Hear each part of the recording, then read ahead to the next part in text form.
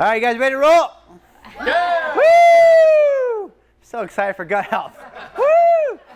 I know. All right. We have some guests here tonight. If you don't know who I am, I'm Dr. Mike. Welcome to the office. I'm glad you're here. If you know who I am, buckle up. It's going to be wild. My wife's not here to slow me down and yell at me, so we're going to be moving around. So, some of you guys, this is your first time having a seminar in my office, and some of you guys, this is like your 10th seminar. Here's what I believe is that whether we're doing gut health seminar or we're doing a mindset seminar, small plug, that's coming next month, but all the different seminars that we teach and do here in the office, here's the idea, is like, why do we constantly do these seminars? And it's this idea that health and life is an infinite game, right? It's this never-ending game of trying to be better and pursuing health. Like, I look at my marriage, it's a never-ending game of pursuing her and pursuing how to be better. Me as a Christian is a never-ending game of constantly pursuing to be better, right? So you look at our health, it's a never-ending game of constantly saying, how can I take my health and always try to take one step better in this direction? You guys with me? So like, this is why we have these seminars, and this is why we keep coming to them. And I'll tell you that health is always changing. So guess what? Next year, if we do a gut health seminar, there's probably going to be some new stuff. There's new stuff that I'm teaching tonight than what we did at our last year's seminar, because we're always finding out new things. So, I'm glad you're here. Now, why I already said that, because infinite game. There we go. Skipping ahead. See, look at that. We're going all right, a good speed already. FYI, I'm going to go really quick tonight. I'm going to try to keep this here because this last time I did this, it was a 2-hour event, and I'm bringing it into an hour. So I'm squeezing like 2 hours of information into you guys in an hour. So we're going to move fast. But here's one of the things is that, like, I talk about why we do this and why is a chiropractor up here teaching about gut health? And at the end of the day, it's because if we don't do this stuff, then who else is going to? It's kind of what I ask myself. And this constant pursuit of health and this constant pursuit of us always being better, in the back of my mind goes back to this greater vision that all of us have a purpose on this planet. And when you have your health, you can walk in that purpose. When you do not have your health, you cannot walk in your purpose. Does that make sense? Yep. And this is why we're going to start off the seminar with a testimony of a lady here who, man, if I might cry, I'm going to warn you now. I've had her share this story multiple times. When my wife and I, before we opened our clinic, 2 weeks before the office was even open, we got an email from Allie, and Allie's going to share her story. But her background of what she came from was so horrific that I thought the email was spam, and I said to my wife, like, don't answer it. Like, it's not. There's no way it can be real. There's no way that this can be real. She came in our doors, and I'm gonna let her tell you the rest of the story. So buckle up. This is Allie. Look at this. Oh my goodness. Look at that. That's from a long time ago. I know. Well, hey y'all. I'm Allie. And I'm going to tell you a little bit about my story today and kind of my journey with gut health. So when I was 18 years old, I was healthy, thriving, finishing up high school, moving on to college, and overnight I got really, really sick. We didn't really know what it was, and so after months and months of testing, finally it was determined that I had ulcerative colitis. And it was severe and sudden onset. And basically ulcerative colitis means that I have ulcers throughout the entirety of my colon. And from the time I was diagnosed, it started this kind of vicious cycle of hospital stays, doctors not really knowing what was going on, why it was so bad, one drug after the next, one hospital stay after the next for years. I spent more time in a hospital than I did at home. And it got to the point where I had 26 blood transfusions, over 100 iron infusions, had tried every drug on the market, and had a fecal transplant, like so many things. And finally my doctor said, I don't know what to do. I don't know. And so he admitted me to the Mayo Clinic up in Phoenix for 6.5 weeks. And they said, we're gonna run some tests, and if we don't know what to do at the end of these tests, we'll have to do surgery to take your colon. And at that time I was 21, and getting your colon removed at 21 is not ideal. That's not what you want to do. And they kept telling me diet doesn't matter. There's nothing you can do to change this. If the drugs aren't working, we have to take it out. And so this one doctor came in, he said, hey, we have one more drug we can try, but if this doesn't work, we're gonna have to do surgery. And I said, okay. And I sat there and I prayed with my mom and my dad. I was like, God, let this be the miracle drug. Like, let this be it. And so they brought in the drug, got it administered through IV, and within 30 seconds I went into anaphylactic shock, and was reacting for 11 minutes. Couldn't get the reaction to stop. Eventually they got it to stop, and after a couple days of just like rest, my doctor came in and he said, well, that was it. That was it. And I sat there and I was like, no, this isn't it. Like, God, I prayed that this would work, and it didn't. And that doesn't mean that God was saying no or saying I had to have surgery. It was more like there's other options. Like, God doesn't operate in fear. And my doctor kept saying to me, if you don't have surgery, you're gonna die.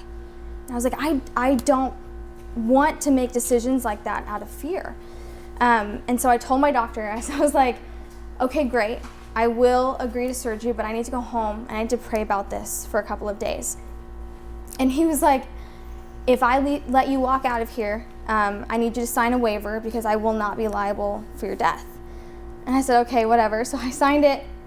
I went home and I just started praying. I was like, God, there has to be something else. Like, this cannot be it. And so I wrote down my whole story, and like any 21-year-old does, I emailed it to every famous doctor out there, Instagram famous, YouTube, like anyone I could find. I emailed it. I was like, I just need one person to reply. And sure enough, one person did reply, and he goes, have you been to a chiropractor, specifically a Max Living chiropractor? And he goes, I see that you're in the Chandler Gilbert area. There's a clinic opening up in your area in a couple of weeks. And I was like, after everything I've been through, you're gonna read my whole story and you're gonna say, go to a chiropractor? But then I was also sitting there like, no, I haven't tried a chiropractor. Like, no, I haven't. So I took that same story that I emailed him and I emailed Mike and Alana. And Alana emailed me back and she was like, can I jump on a call with you? And as he said, it was because they didn't believe the story. They're like, there's no way that this is the story. So I jumped on a call with her and we chatted for a little bit, and she said, come in on Monday. Let's get you test, like, let's do all the scans, let's do all the things.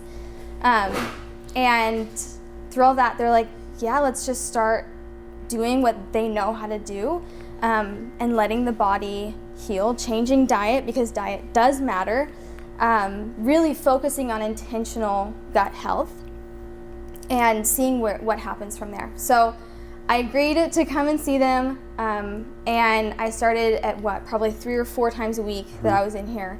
And after 2 months, I was able to like walk on my own. Up to that point, I was really like primarily using a wheelchair. And after 4 months, I was probably at 75% back to what I was before. Hadn't been to a hospital at that point in 4 months, which was the longest I had ever gone without going to a hospital. And at 6 months, I was able to start working again part-time. I was like, okay, this is working. My diet was super strict at the time, but I was like, this is doable. I'd rather have a restricted diet and whatever than be sick and in the hospital. So it was around 7 months of being here that God called me to move to Tennessee. And I was like, that is crazy. I cannot move to a place where I don't know anyone, have never been. I'm still too sick to do that. And over, I just was reminded, like, no, I'm not too sick to do what God's calling me to do. And so I brought it in to Dr. Mike, and I was like, hey, this is what I feel. And instead of approaching it with fear, which he could have done, and we all could have sat there and been like, no, that's crazy. Like, you can't leave. We just got you stable. They said, okay, we'll do everything we can to get you healthy enough to move in 6 months. So 6 months later, I was healthy enough to move, and I moved to Nashville, Tennessee. And every step, like they found me a chiropractor out there, like every step along the way, adjusting my diet, eventually adding more foods in, really intentionally working on my gut health, I was able to not just live out there, but like really thrive and get to live again for the first time at that point in 5 years. I've since moved back to Gilbert area because I love it here and that's where family is. But I'm 26 now and I work full time. I lived in Tennessee for 2 years. And I don't just like work full time. I have a really, really good job that I never thought that I would get to do. And in a position I never thought I would get to be. And it's truly just because I sat down with Mike and Alana and intentionally worked on my gut health. So as we go through this whole thing, like this truly does change everything. Like it does. So. If that, I mean, we can probably just go home now. I feel like it's better than anything I'm going to tell you. And if some of you guys are sitting there thinking, how in the world did just getting her spine adjusted and then doing a little bit of nutrition change that? We're going to talk about that at the end too. But like, this is why every single thing matters. All the stuff matters when it comes to your gut healing. When it comes to any kind of healing, there's a multi-approach to all of this stuff. And this is why we dive into it, okay? So this is one of the things, when you look at Allie's story, this verse comes to me so much. And I think when you look at health, this verse comes to me so much, that our bodies are a temple. And I think that when you take care of the temple, then you get to go and prosper. And a lot of times we forget a little bit that our bodies aren't the temple, and we kind of vandalize the temple, right? Gut health is about treating your body that way so that you're saying, man, you would never like drive a Lamborghini and put garbage fuel inside of it. Because what happens if you do that? Doesn't run, right? It's gonna break down. But we take our bodies and we put garbage fuel in it sometimes, and we're like, man, I wonder why I don't feel good. I wonder why my body's not working like it should. It's because you're not putting the right fuel in it. You're putting a tub of Nutella in it at night, and stuff happens, right? I know, silly. Who would ever do that? And you think to yourself, like, man, how does this happen? So you think to yourself, man, you've got to. We have to start going back to treating our body like the temple, okay?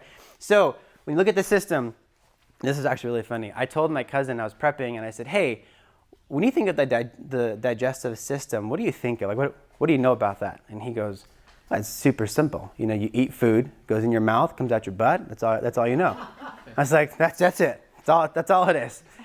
Here's what's wild. I don't know if you guys know this. Your digestive system is composed of 10 different systems, all spanning 30 different feet, like 30 feet long. Yeah. It's a long system. The moment you put a piece of food in your mouth, there are enzymes and hormones that get produced instantly to break that down. And there is a long process that goes from taking that piece of food into energy and fuel for the body. And there's a lot that goes into it. So this is why when you look at it, I would break it up into these 3 phases. That number 1, you have digestion, breaking it down. Then you have the absorption. And this is where we're going to hit a lot today, because a lot of us are not absorbing what we're eating. And then you have the elimination, another big piece of it. I talked to one guy one time, and I said, hey, you should come to the gut seminar. He's like, no, I have a great gut health. I said, what does that mean to you? He goes, I poop regularly once a week. Oh my gosh. He's like, every Monday morning. So some of us need the elimination part to be working a little bit better, okay? What goes in must come out. So we forget that.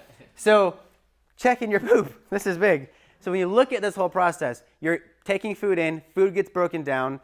The goal is to absorb the food that you're eating, right?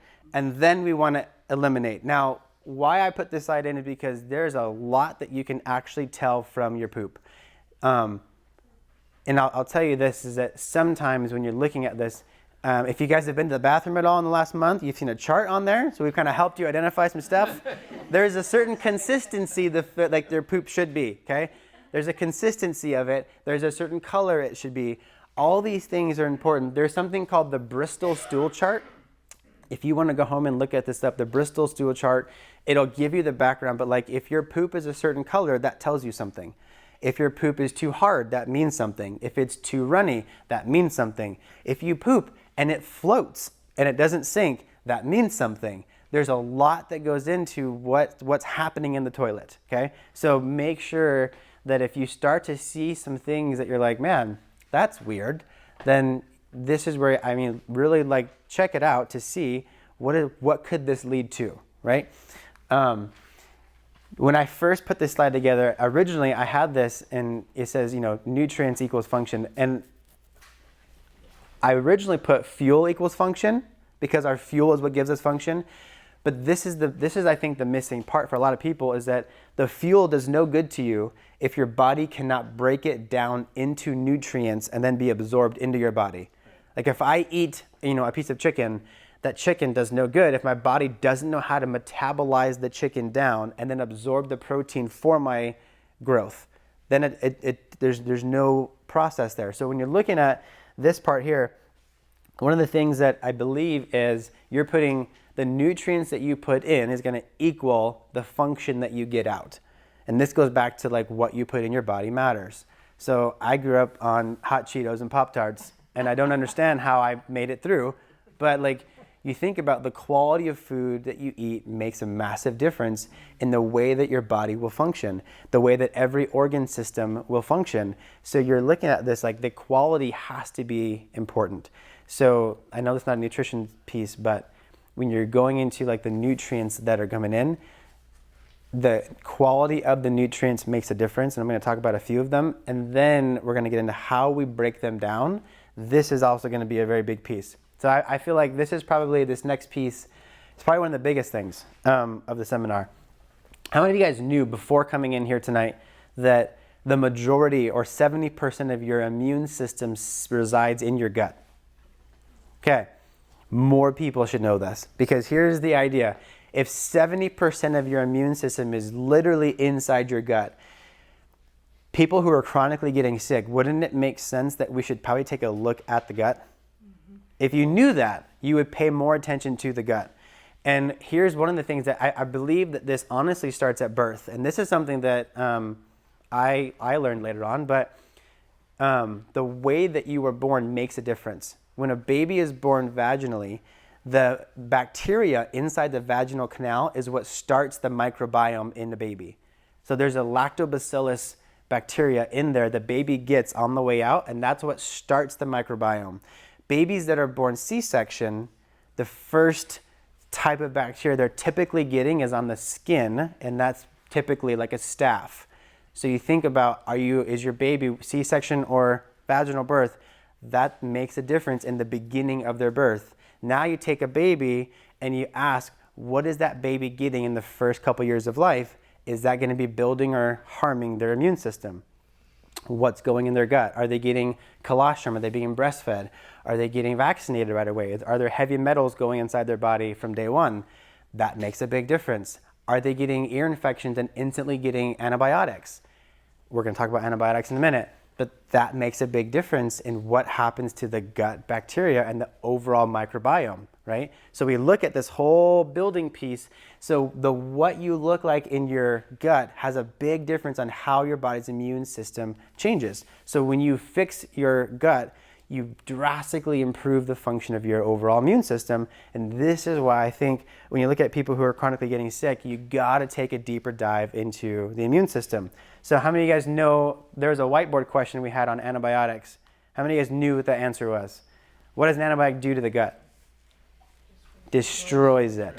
Like literally destroys it. The analogy that I give people is that if you have some bad bacteria inside your gut, and you just need to like take out the bad guys, taking an antibiotic is like dropping an atomic bomb and just wiping out the whole colony.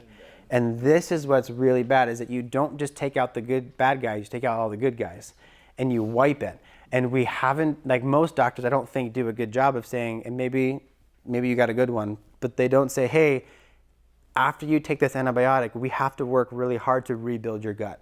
I know that you're going through a hard time, so this is what we're going to do in the temporary, but we have to rebuild the gut. and that doesn't get said. So now you take this antibiotic and it destroys your gut. And I don't know if you guys know that the average, I wrote this here, this will blow you away. The average kid before they're 10 years old is given 15 to 20 rounds of antibiotics in our country. 15 to 20 rounds of antibiotics before they're 10 years old. And you think, what kind of gut does that little kid have? And if, again, it goes back to the education of rebuilding. So when you look at an antibiotic, I think that, thank God we have them if we need them, right? But it shouldn't be our first line to throw at something. If we do need it, there is a process of rebuilding your gut, and we're going to talk about some of that tonight. And if that's you, if you know you've been on a lot of antibiotics over your lifetime and you need a rebuilding session, like come talk to us after and we'll help you on that process of what does that look like to rebuild. But that's a big piece of the puzzle, is getting this rebuilding there. And I think this is the next big piece. So the majority of your immune system is in your gut. The majority of the serotonin made in your body is made in your gut. If you don't know what serotonin is the hormone that makes you feel joy, that makes you feel happiness, that makes you feel excited. That's serotonin. If you have a damaged gut, are you going to feel those feelings very well? So what commonly happens, you go to the doctor and you say, man, I've been really feeling down. I've been really feeling anxious. I feel depressed. What's the first response at the doctor's office? They give you what? Antidepressants. An antidepressant, aka, you'll hear this, it's called an SSRI. It's a serotonin uptake, right? So the whole goal of a antidepressant is to artificially tell your body that it has enough serotonin to make you feel better. If I give you enough of those, what does that tell your body? To keep producing serotonin or to stop producing serotonin? This is why when someone's been on them for a long time, it's really difficult to come off of them. Does that make sense? Because now your body's gotten so dependent upon this antidepressant that it doesn't produce it very well. So now, not only are we taking this drug over here, but we're still not addressing the root of where serotonin is made inside the body. Do you know how many people we've gotten just to fix their gut? And typically it's like the husbands and the wives like, God, he's so much happier. I don't know what you're doing, but he's so much happier. I'm like, wow, his tummy is getting better. That's what's happening. But like, this is such a big thing. So when you start looking at the serotonin, they did a study in Canada, and this is wild, and they looked at how much this could actually affect somebody's mood. So what they did was, and it's kind of wild, is they basically took the gut bacteria and they looked at, it was on mice, and now that I think of it, I don't know how they even know this, but they had mice that exhibited shy, quiet, reserved, like lonely behaviors. And then they had mice that were like outgoing, excited, like cheerful. So they had these two mice, okay? And what they did was they did a microbiome switch. So basically took poop or the bacteria from their gut and they swapped it in the mice. And guess what happened? They flipped personalities. So the mice that were shy all of a sudden became outgoing and happy, and vice versa. Literally changing your microbiome can change the outcome of how you perceive your environment and how you respond to your environment. That's how powerful this microbiome is. It's that big. In fact, you might have heard when they refer to the gut or the microbiome, they refer to this as the second brain. And that's why, is because so much of this connects to this. I'm going to get to it later, but there's something called the vagus nerve. Your vagus nerve is your direct connection between your gut and brain. And you think about, how many times have you guys said, when you're trying to make a decision, and you said, I just have a gut feeling about this. And we tell people, right, when you're trying to be a good friend and give advice, what do you tell them? Hey, trust your what? If you have a nasty gut, don't trust your gut. But you tell people, hey, trust your gut. Like there's such a connection between your gut and your brain. And you look at, if someone is depressed chronically, do you think that could affect the gut over time? If somebody has a chronically destroyed gut, do you think that could affect the brain? Mm-hmm. There's a symbiotic relationship between the gut and the brain.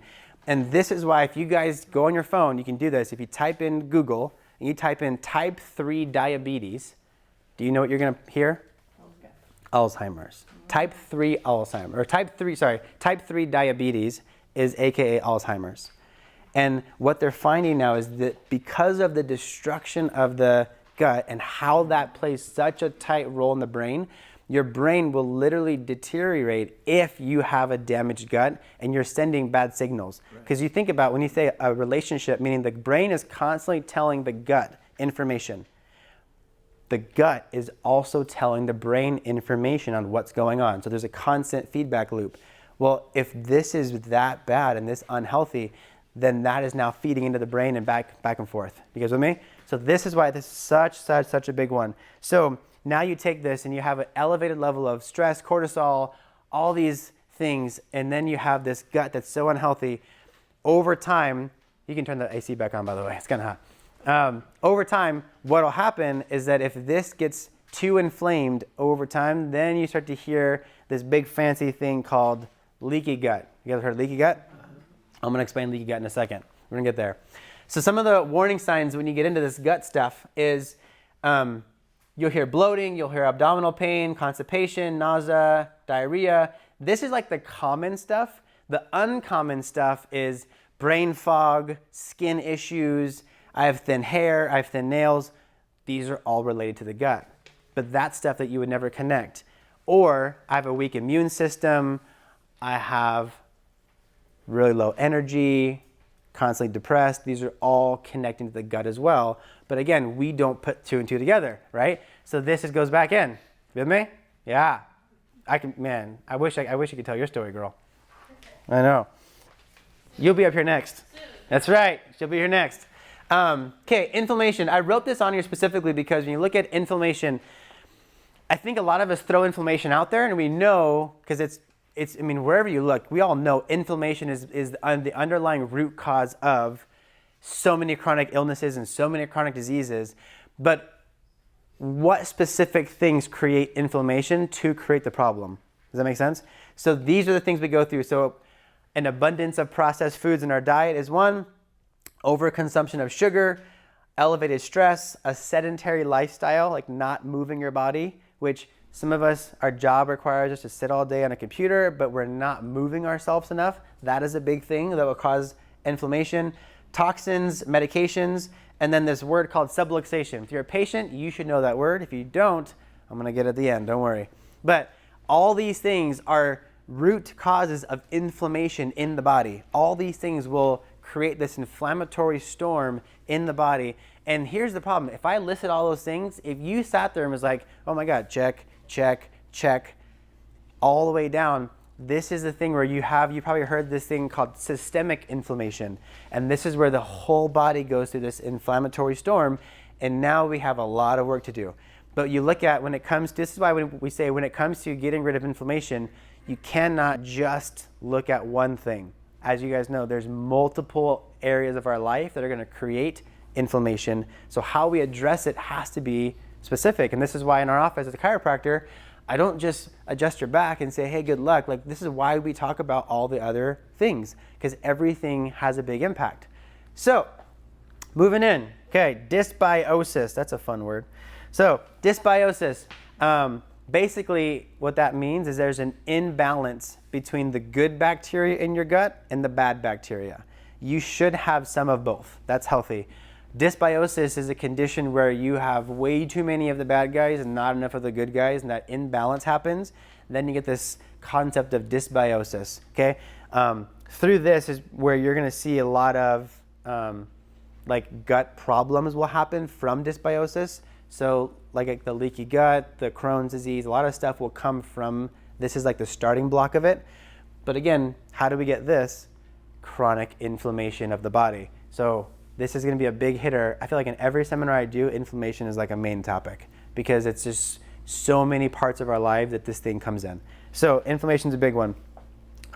Before I go forward, actually real quick, when I was a kid and I had a tummy ache, I'll never forget my mom would go to the cabinet and she would pull out this beautiful bright pink bottle. You guys know what I'm talking about, right? Yeah. Good old Pepto.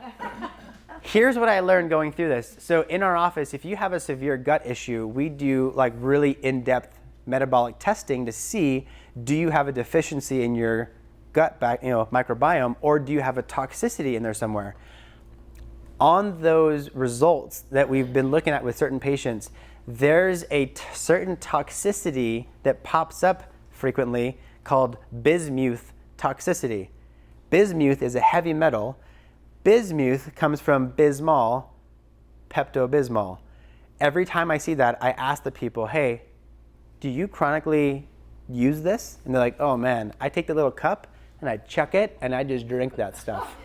And this is what we were taught to do. We take the Tums, we take the Bismol, and when you do some of these things, and again, if it's not a healthy, proactive approach to your gut, and you're doing these things just to minimize a symptom, what we don't realize is that you are creating a bigger problem down the road. So chronically using Pepto-Bismol to minimize stomach issues, you are creating a heavy metal toxicity inside your gut. When I read that, I was like, oh my gosh, like this, Mom, what the heck? I was like, I had a phone call with her after that. Okay, good old leaky gut. This is gonna be good. So I'm gonna draw this out for you guys. So when it comes to leaky gut, this is why this is so, so important. And I want you guys to really, really understand this. So when it comes to your any like organ, any lining of the body, any mucosal lining of the gut system, if you zoom in really close, this is what the lining looks like. It's a bunch of individual cells, okay? And the way I look at it is those individual cells is kind of like a fence. And that fence is keeping all the bad guys out and keeping all the good guys in. That's what it's designed to do, right? So you want a nice, strong fence keeping everything where it belongs. So up here, I have like your blood and the rest of the body. And in here, I have my gut. The goal is to keep all the gut stuff here and keep all the blood stuff outside there. In the gut, this is where you're gonna see things, you're gonna get things like proteins, you're gonna get certain wastes that need to move their way out of the body, and you'll get toxins, aka bismuth toxins. So you'll get toxins in there. Now this is a big deal. You wanna keep these guys processing through the body in and out. What leaky gut is basically where you start to break down the barriers, and all of a sudden there is now a gap in the system. So a leaky gut means that what's happening is you have a breakdown of the fence, and now you're letting good guys get out and you're letting bad guys get in, and all this is going in and out. Oh, thank you. So good guys are getting out, bad guys are getting in. So here's what's the problem. If I'm taking a supplement, let's say you come to me and you're taking a really, really good supplement and it's high quality, really expensive, and that is supposed to get inside here and it's supposed to absorb into your body, but all of a sudden it comes in and it goes whoop, right back out. And that's what happens a lot of times. A lot of you guys I talk to and you're like, man, I don't get it. I'm doing the right things. I'm taking this supplement. I'm doing this diet. I'm doing, and I still feel horrible. You probably have a form of leaky gut where the barriers are so broken that everything is filtering where it shouldn't. Does that make more sense now? Like this is how this thing happens. So when you're looking at leaky gut, a part of the gut healing process is we have to fix the barriers. If we don't fix the fence, then it's a never-ending game of constantly doing stuff. So like I'll tell people when they come to me, I'm like, listen, you can't just like go to Target and grab a probiotic. Like that doesn't work, especially if you're just doing that. So don't push the button. Okay. So when you're looking at that, one of the things you gotta feel like is like when you go into resetting this gut now, is we look at all the different things that cause it to go bad, different areas where things could be going wrong, and now we say, okay, you got to reset this. So when you're looking at resetting the gut, here's what I would start with is certain foods that are healing to the gut. So number one is, I always say at my detox seminar, I always say you don't want to retox. Don't keep putting the bad stuff in. So there's certain foods that you need to get out of your system, and there's certain foods you need to start putting in your system, okay? So certain foods that you know are an inflammatory food, like sugar and processed foods and grains, a lot of these things are highly processed food or a highly inflammation food, if you have a gut issue, then I say you need to take them out. If you do not have any gut issues, then I would say in moderation, stuff is okay, right? Like in moderation is the key word. Don't take that the wrong way. But in moderation, things are okay if you do not have a disease process.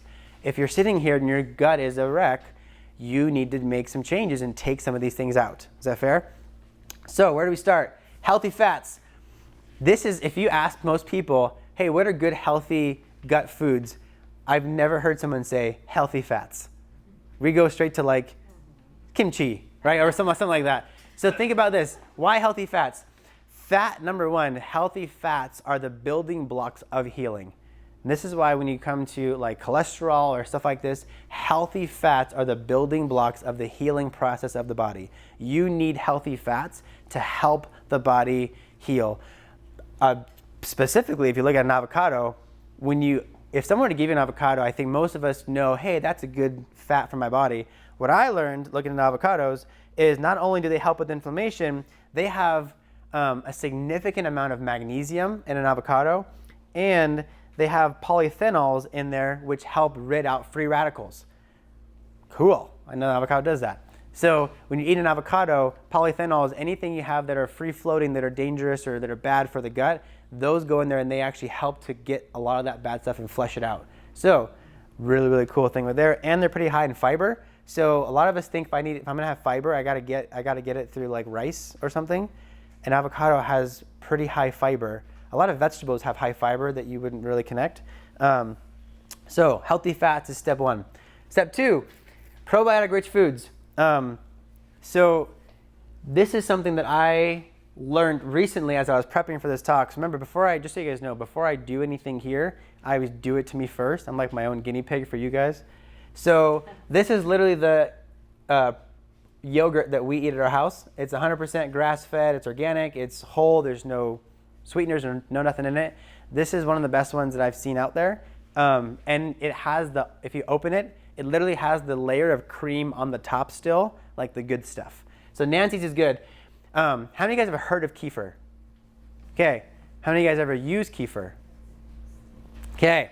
So here's what's wild. When you're looking at yogurt versus kefir, full transparency, when I first was prepping for this, I thought kefir was just like a liquidy form of yogurt, right? They are vastly different. When you're looking at yogurt, when it says that it has good probiotics in the yogurt, here's what that means, is that whatever good bacteria you already have living in your gut, this will help feed it, okay? It won't give you more. It will help feed whatever you currently have already in your gut, okay? Here's what's really awesome about kefir. When you take kefir can actually recolonize your gut, meaning add more good bacteria to the gut. I thought that was pretty awesome, right? So that's pretty sweet that you can take this and literally add new colonies of good bacteria to your gut with kefir. The other thing that I learned with kefir is it's really good at helping with candida. If you have a lot of candida issues, it's also really good at helping with yeast, and it's a lot easier to digest than yogurt is. I've learned a lot as I prep for this. As you guys learn, I learn. So this has been good. But I would tell you to be very careful if you do get kefir. It's hard to find it in a healthy form. You need to get it unsweetened. You got to make sure that it doesn't have a lot of preservatives and processed things in it. So when you're looking at it, you want like as raw as you can find it. Okay, that's the best option there. Nancy's, that brand, also makes a kefir that they have at Sprouts that I picked up. Really, really good. So things like this. Other ones that you can do for probiotic-rich foods, you guys have probably heard of, like sauerkraut are good. Kimchi is good. I think they're disgusting, so I've never eaten them. I'm being fully honest. But those are all, again, those are good, good fermented foods that are going to help build good probiotic stuff in your gut. Bone broth. We have our good friends from Simply Healthy here in the back. If you guys haven't seen them on the way in, make sure you see them on the way out. So bone broth is phenomenal when it comes to gut healing. And not only does it help reduce inflammation in your gut, but there are properties in bone broth like glutamine that help rebuild the intestinal wall, that actually help fill those gap junctions like we were talking about with leaky gut. This is why bone broth is a really, really good process when it comes to the healing phase of repairing your gut. It also helps your body digest better, helps with, I want to say like hair and nails. I mean, it's got a lot of good properties there. Why I choose them, and again, Dottie and Chris been good friends of mine for a long time. So what's awesome is I'm a big believer that if I'm going to eat something, I love to know the source of where it's coming from if I can. And Dottie home makes all of this. Like, it's from scratch, all of their bone broth. And all of it is grass-fed, grass-finished meat that they're using. They don't do any preservatives. A lot of times you'll see in bone broth, they use apple cider vinegar as a preservative, and it puts that kind of funky taste to it. They don't do any of that in there. So it's very clean, it's very pure. And like, I can't say enough good stuff like that. If I'm gonna eat it, that's where I'm getting it from, because I know exactly where it's coming from and it's good. So when we talk about the healing process of bone broth, make sure that you're adding this into your regimen of that. It's so good. Okay, going in. Next is you want some antioxidant-rich foods. Berries are phenomenal for antioxidant-rich foods. So this would be something that I would look at when I say berries, because sometimes when you say fruit, people start going to like bananas and mangoes and stuff. So like, here's what you want to know. Berries, specifically berries, have a lot of good antioxidant-rich things, which again are going to help fight the free radicals, help bring inflammation down. You're going to see a trend. A lot of these foods are all inflammation droppers. Okay, you want a lot of these antioxidant pulling all the bad free radicals out of your gut system. So berries are going to be a really good one to dive into, and they're a good prebiotic. Pre means it's feeding what's already in there, right? So it's gonna like feeding the probiotic. So that's really good as well. So I like to put berries in my yogurt, so I'm feeding my probiotic. You see that? It's good. Yeah. Okay. Last, ginger. Talk about ginger. This is when you're going through a healing process of your gut and you're healing. Ginger, if you've ever been nauseous, ginger is really good at helping with your nausea because it settles your tummy, right? So a lot of the upsetness you get in your tummy, ginger is very good at settling that. So if you're working on healing your gut, ginger is phenomenal, again, pulling inflammation down, putting a lot of good relaxation in there. It helps with stomach ulcers too, again, because you're helping really heal a lot of those junctions that are kind of inside there. That's a big one. And then I didn't add this in here, but I put this in last minute. The more that I've read on gut health, what I've learned is that specifically animal fat, like just not any kind, but like grass-finished, good, healthy animal fat is really good for the gut. Like bone marrow is really good for the gut. Organ meats like beef liver is very good for the gut. Things like cooked cruciferous vegetables. If you've ever had gut issues and you've eaten a lot of raw veggies, you notice that it's really hard to get in. So I wouldn't do a lot of raw veggies if you're going through a gut healing process. I would make sure you cook them to kind of take some of that down. That's big. And I would avoid grains and sugar like the plague. I would just make sure that those are definitely not in the system because, again, there's so much inflammation there. You got to take them out. So far, so good? What was that last part? After the raw vegetables, what was the other thing to avoid? To avoid grains and sugar. Yeah. Just embed that, tattoo that somewhere. Yeah. That'll be good. That's next. Yes. All right. The 3 R's of gut healing. I put Dr. Matt's belly on here for you guys. This is really cute. Yeah. He made the PowerPoint. Okay. This is beautiful, right? Here's my analogy for you guys. This is my swimming pool analogy.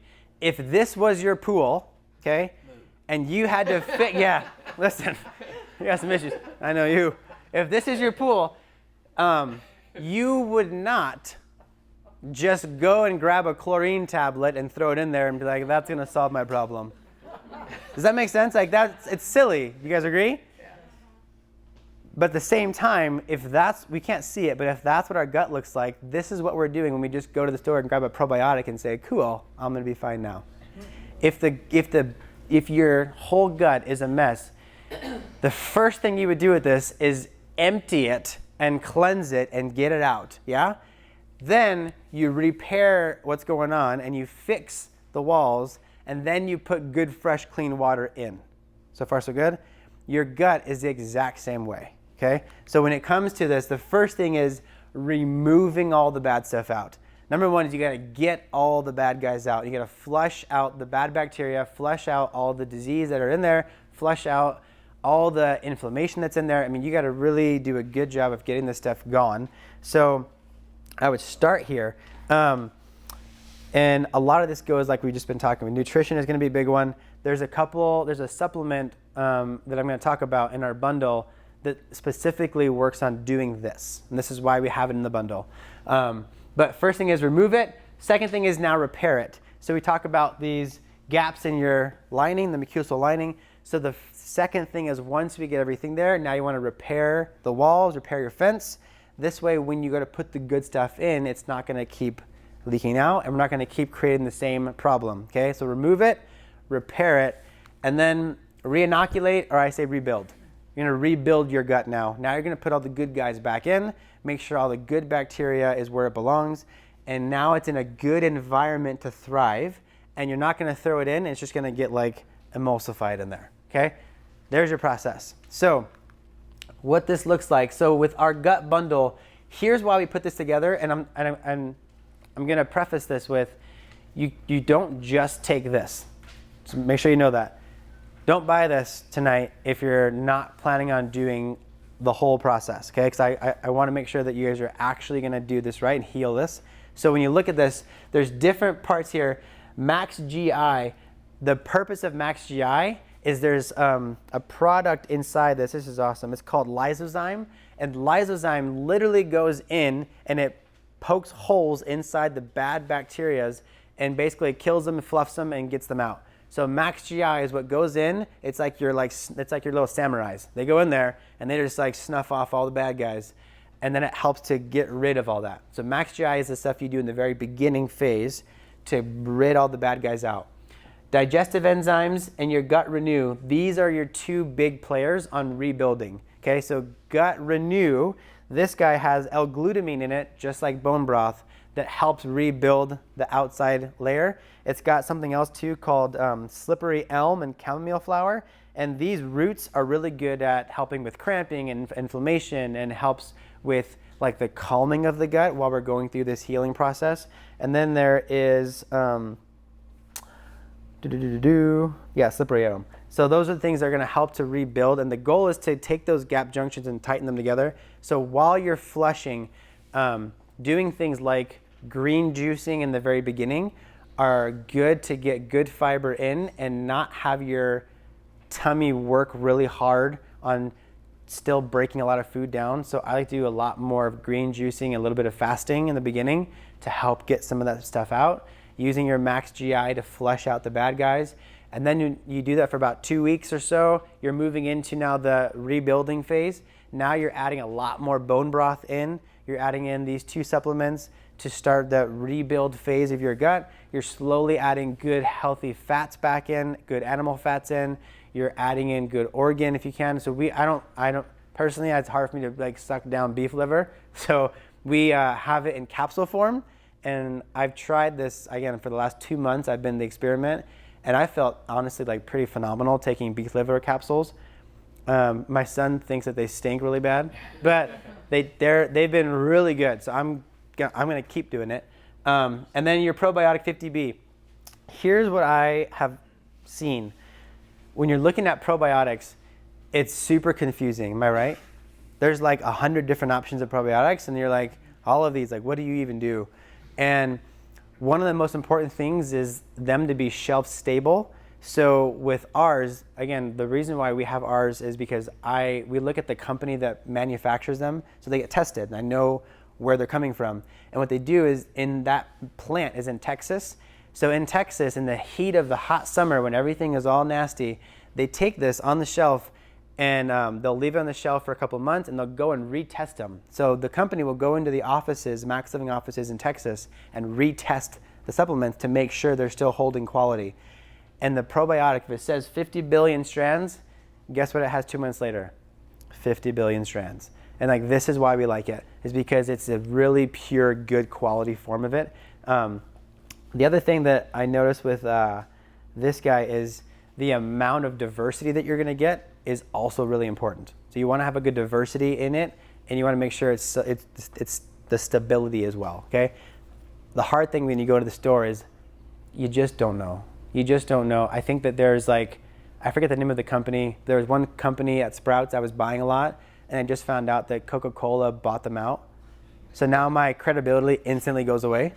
So I'm like, well, gotta find a new of that, you know? So because I know where it's coming from, that's where a lot of the faith comes in, and I trust it, right? And then kiddos. Oh, before I mention, yeah, so you guys all have a form. Tonight we're doing 15% off the bundle. Here's, if you guys are serious about doing this, again, I only have 10 bundles, but I want everyone to be able to do this too. So there's 10 bundles. If you are somebody who's like, man, I'm ready to like kick this thing in the butt, we can definitely, if you order it tonight, you'll get your discount, and we'll order more bundles. Like, we can get more. That's not a problem. Just make sure the girls know. I would go see Ellie and make sure she'll get everything like order as quickly as we can. Kids probiotic. I have to talk about this too. I have a little one, and so we think about our kids. When you think about a kid probiotic, this is wild. So I look at ours and I say, cool, why would somebody choose the probiotic we have here versus the ones at Sprouts? So I found this one, okay? To give you an example.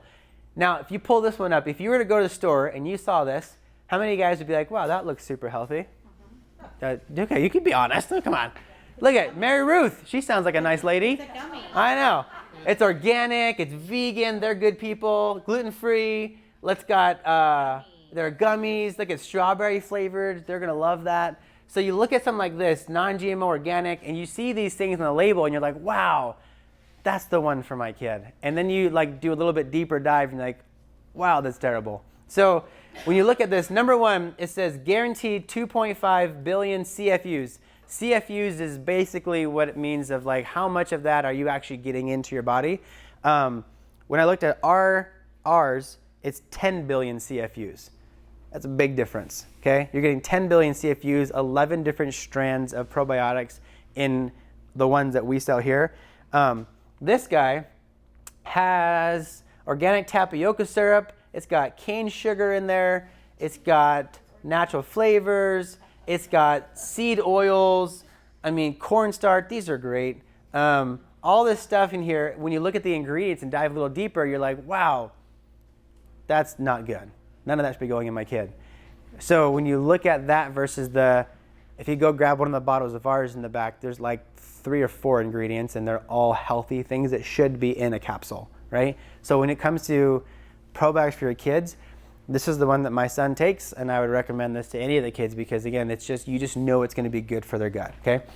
All right, we're going to move. Gut health and exercise. Oh, this is good. We talked about why should sedentary lifestyle be important for gut health.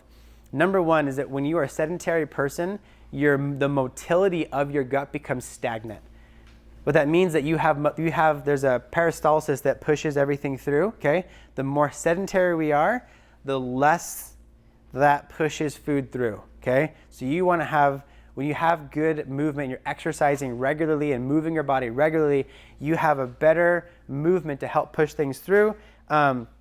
And if you did, and you guys can do this yourself, I just for the heck of it, I Googled exercise and gut health, and the amount of studies that pop up on this will blow you away of how gut health does this. But just a couple of things. Number one, exercising actually increases the diversity and abundance of the good bacteria that you have in your body. That's pretty cool. Helps reduce inflammation. That's a key player. And then it increases the functional capacity of your microbiome. If just exercising, if I told you to go outside and just do a couple burpees and run around and do some jumping jacks and just move your body, right? I think it helps when it's structured, and a lot of us like it when it's structured. But some of you guys, we just got to move, okay? We give to move more. And I have one patient, and I told her, I said, here's the challenge. You work for 8 hours a day out of your computer. Every 10 minutes, get up and give me 10 squats. And she said, there's no way I can do that. I said, could you give me 80 squats? She's like, I couldn't give you 5. I said, give me 10 squats every hour and see what happens. And she did it. And guess what? If you're doing 10 squats once an hour, it's not that bad. So at the end of the day, guess how many squats she did? 80 squats. All of a sudden the next day, guess what she did? 80 squats. And then next thing you know, now she's walking, and it's just getting the routines going, right? So here's the thing is, exercise will make a big difference in your gut health, but we got to start moving. So if you're just someone where you're like, hey, I just need to start moving, then I would say like start there. If you're someone who is like, hey, I'm looking for something new, come find me and I'll tell you where I go and you get your butt kicked and it's gonna be really good. Come get your butt kicked with me. That's what you wanna do. Toxins and gut health. This is godly. Okay, antibiotics, I talked about antibiotics. Those are probably one of the biggest toxins that come in our gut health. The second one is vaccines. Those are loaded with heavy metals, and the more heavy metals we put in earlier, the harder it is to detox them out later. So that's a big thing I would be mindful of. If you have more questions on that, I'd be more than happy to answer them and talk with you guys about them. Other things like ibuprofen. Do you know that if you look on the bottle of an ibuprofen, you know what the side effects are of ibuprofen? Stomach ulcers. The number one side effect of ibuprofen is stomach ulcers. And whenever I get people with their patient paperwork and I see chronic ulcers, and first question I ask them is, do you take ibuprofen? And they go, like Skittles. You know? And this is the concept you look at, is like, you don't want to take something that the side effect is worse than the problem, right? If my back is achy and I'm going to take something that's going to give me stomach ulcers, there's a bigger problem there. So minimizing the amount of toxins that we're taking in through medication is huge. And this is a big one. I looked at this when COVID happened. We started to sanitize everything. Like everything was dripped in hand sanitizer. And I was like, my initial gut reaction was like, right? My initial gut reaction was like, that can't be good. And I started looking into it. There's a chemical in hand sanitizer called triclosan, okay? Triclosan, they've done studies on this now recently, and they said that triclosan, once you put it on your hands, it will be into your bloodstream within less than a minute, go straight to your liver, and triclosan is a liver toxin. Great. That's interesting.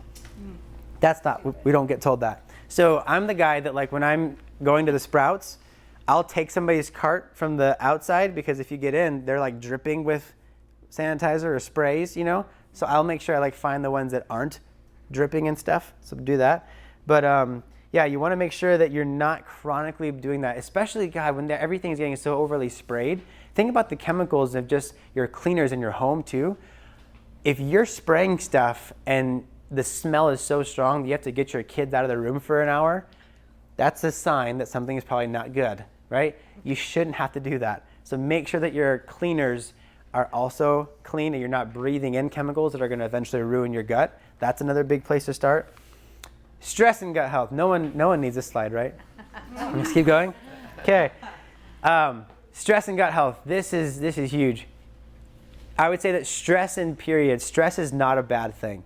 We've looked at stress. We've cultivated stress to be this word that when I say stress, you guys get stressed. Like, here's what I think. There is something called eustress, EU stress. That is good stress for the body. If I go and I put a barbell on my back and do squats, I'm stressing my muscles, but that builds my muscles. Does that make sense? There's stress that is good for the body. There is emotional stress that in certain amounts at times are helpful and good for the body.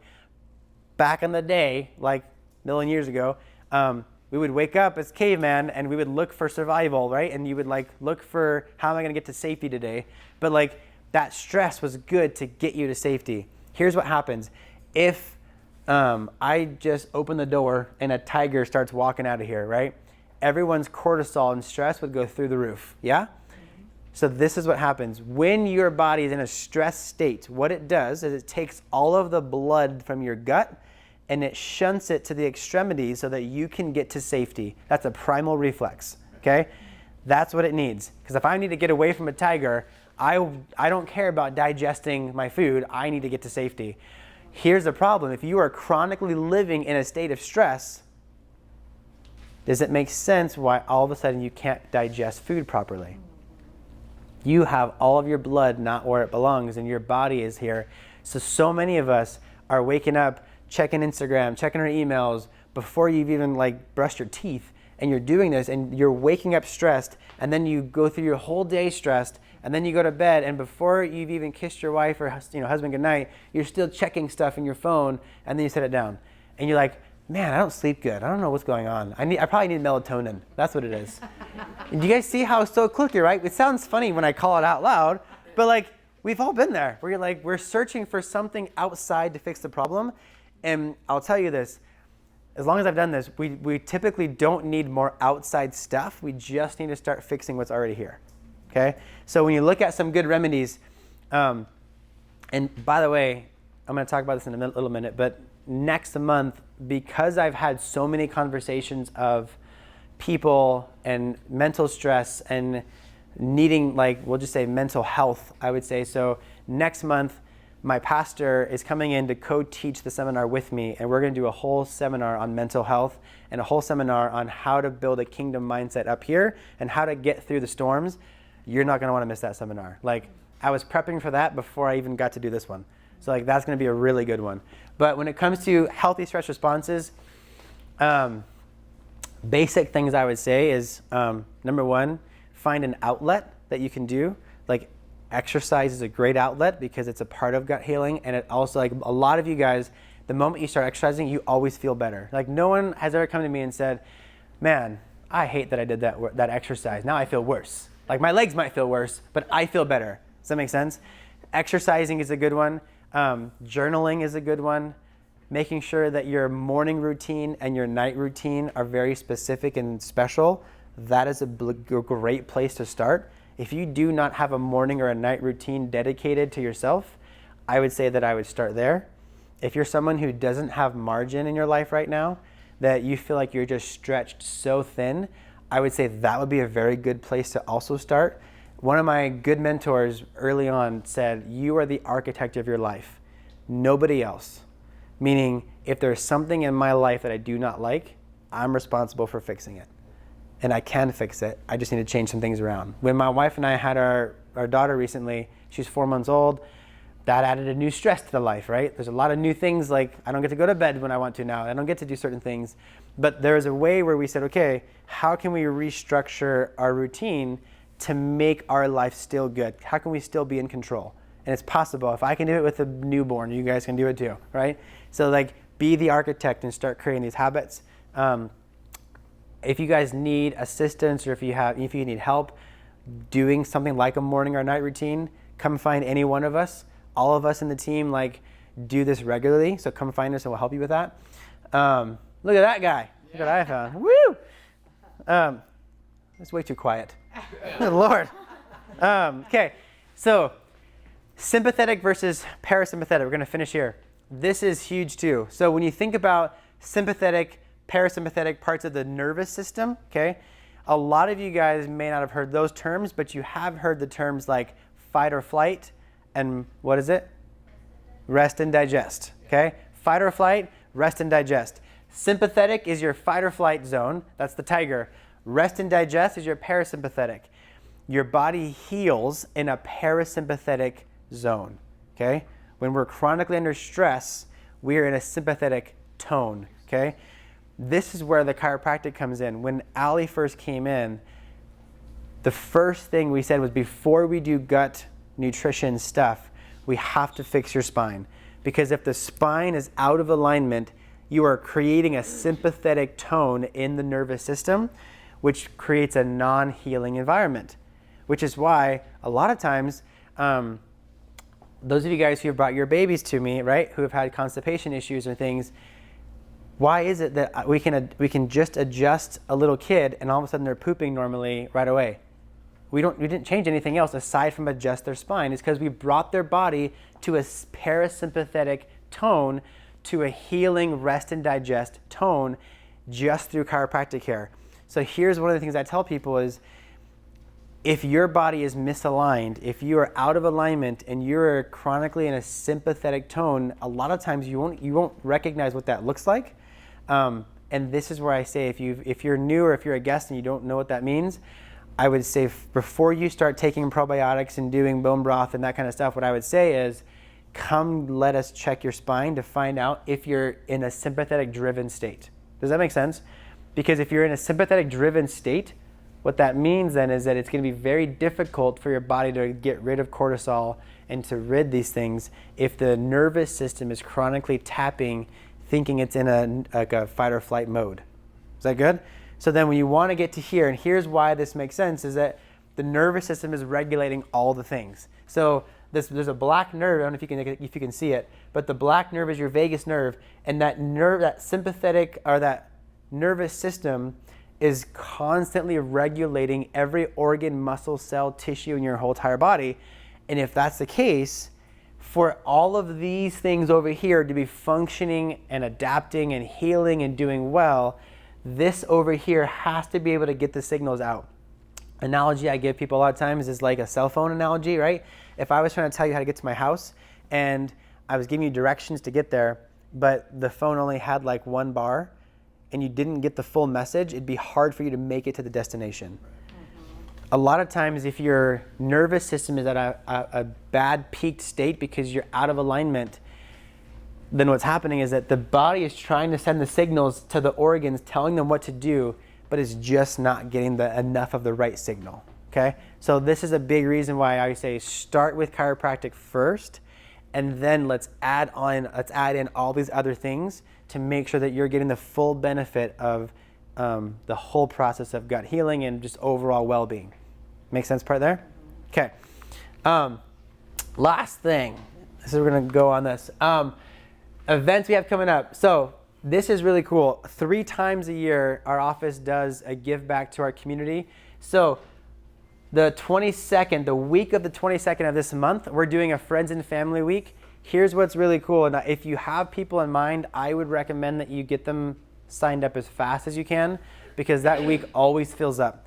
But for Friends and Family Week, what we do for this week is anybody that's in your family, your friends, your church that you work with, that you know of, that you're like, wow, they should be in this office learning, understanding, getting what you guys do. That whole week, we do all of their x-rays, their exam, their first initial consult, completely free. Is that August 22nd? Yes. Okay, yeah, this month. Oh, I'm so sorry. Yeah, don't look at that. I'm sorry. Yeah, you missed it. yeah. So, sorry. The 22nd, yeah. So I know. It was so exciting. It's over. I know. So the 22nd, again, that week, this is our week. Again, we do it 3 times a year, and it's just our way of giving back to the community and you guys. So that's the week. You get them in, get them scheduled. The week fills up quickly, as you guys probably can tell. So make sure you get them in fast. And their first consultation is completely free, okay? This is the mindset seminar I was just telling you guys about. September 14th. This is when you're gonna want to like book and sign up. We're gonna put a sign-up sheet out early because I have a feeling this is gonna like go quickly. But this is gonna be an hour to hour and a half seminar on tangible mindset tips that we're gonna walk through with you guys. There's gonna be a lot of like hands-on stuff that we're gonna do together, but it's gonna be absolutely incredible. A lot of the stuff that I've done, that he's done in the past working with people, we're coming together, and this is the first time that I've brought in somebody other than my wife to speak in the office. So like I think this is gonna be huge. My vision is that the next time we do the seminar, we have to rent out the church for it because we can't do it here. That's the big vision. And then on the 17th of next month is our 4-year birthday. Woo! 4 years. So that's week. We're going to do a lot of fun raffles, fun games, a lot of fun stuff. So keep your eyes open for what we're going to be doing that week. There's going to be a lot of just good stuff that we're going to give to you guys and do fun with you. Cool? Bless you guys. Thanks for coming. Now, this couldn't have happened more perfectly, just so you know. Oh, yeah. Yeah.